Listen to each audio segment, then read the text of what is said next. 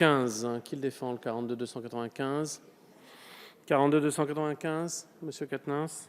Oui, merci Monsieur le Président. Bon, évidemment, il y a bien cette question de l'espérance de vie qui est inférieure chez les infirmières compte tenu de la pénibilité du métier.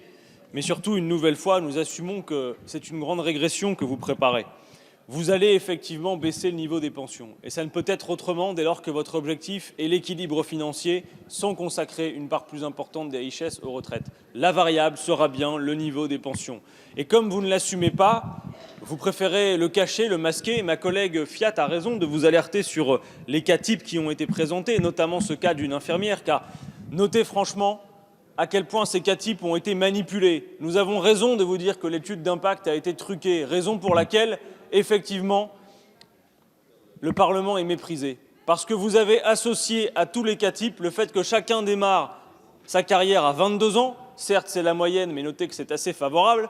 Tout le monde voit 4 trimestres validés chaque année.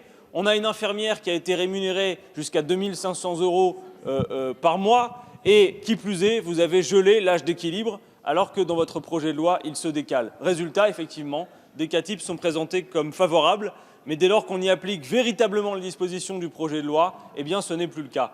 J'attire votre attention sur le fait que ces manipulations sont à répétition, de la même manière que la rumeur colportée depuis quelques heures qui voudrait que la France insoumise ait prévu de dégainer quelques 700 000 sous-amendements pour faire de l'obstruction parlementaire.